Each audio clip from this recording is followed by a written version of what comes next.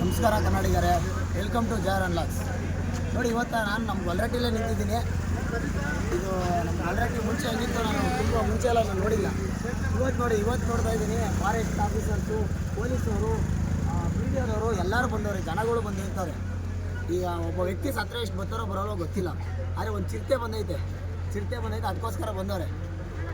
First ಮನುಷ್ಯರಾದವರು ಮನುಷ್ಯತ್ವ ಇರಬೇಕು. ಮರಗಳನ್ನ ಕಡ್ದ್ಬಿಟ್ಟು ಮನೆ ಕಟ್ಕೊಂಡು ಕಾಡನ್ನ ಹಾಳು ಮಾಡಿಬಿಟ್ಟು ನಾಡನ್ನ ಮಾಡ್ತವ್ರೆ. ಫಸ್ಟು ಇರೋದನ್ನ ಕಲಿಬೇಕು. ಕಾಡನ್ನು ಉಳಿಸಿ ನಾಡನ್ನು ಬೆಳೆಸಿ. ಅವರು ಸಂಸಾರ ಇರ್ತವೆ, ಅವಕ್ಕೂ ಜಾಗ ಕೊಡಬೇಕು. ನೀವು ಇರೋವಷ್ಟರಲ್ಲಿ ಹಂಚ್ಕೊಂಡಿರ್ಬೇಕು. ಈ ಕಡೆ ಬರಪ್ಪ, ಬರ್ರಿ. ಈಗ ಇಲ್ಲಿ ಮುಂಚೆ ಕೆರೆ ಇತ್ತಿಲ್ಲಿ, ಆ ಕಡೆ ತೋರಿಸೋಣ. ಕೆರೆ ಇತ್ತು, ಇವಾಗ ಕೆರೆ ಇದ್ದಿಂದ ಮುಚ್ಚಿದ್ರು.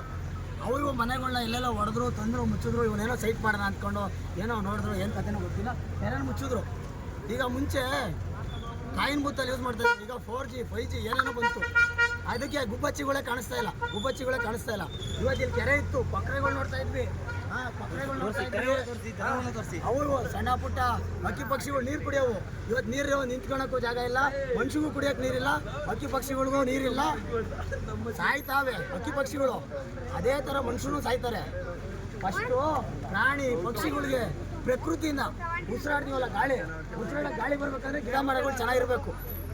ಮನೆ ಒಂದು ಮರ ಇರಬೇಕು ಅಂತಾರೆ, ಒಂದು ಮರ ಕಡಿದ್ರೆ 10 ಮರ ನೆಡಬೇಕು ಅಂತಾರೆ. ಇಲ್ಲಿ 10 ಮರ ಬೆಳೀತಾ ಐತೆ, ನೀರಿತ್ತು, 10 ಮರ ಬೆಳೆಯೋಕೆ ಹೋಯ್ತು.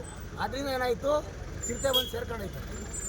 ಈಗ ಯಾರಿಗಾರ ಏನಾರ ಆದರೆ ಏನು ಕತೆ, ಒಂದು ಊರಿಗೆ ಬಂದೈತೆ ಅಂದರೆ ಚಿರತೆ ಅಂತ ಮಾಡ್ಕೊಳ್ಳಿ. ಅದಕ್ಕೀಗ ಕಾಡಿಲ್ಲ, ಕಾಡನ್ನೆಲ್ಲ ನಾಶ ಮಾಡ್ತವ್ರೆ.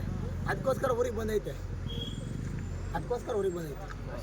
ತಪ್ಪು ಅದ್ರದ್ದಲ್ಲ, ಬಂದಿರೋದಲ್ಲ ತಪ್ಪು, ನಮ್ಮದು ತಪ್ಪು. ನಮ್ಮ ತಪ್ಪಿರೋದ್ರಿಂದ ಅದು ಬಂದೈತೆ.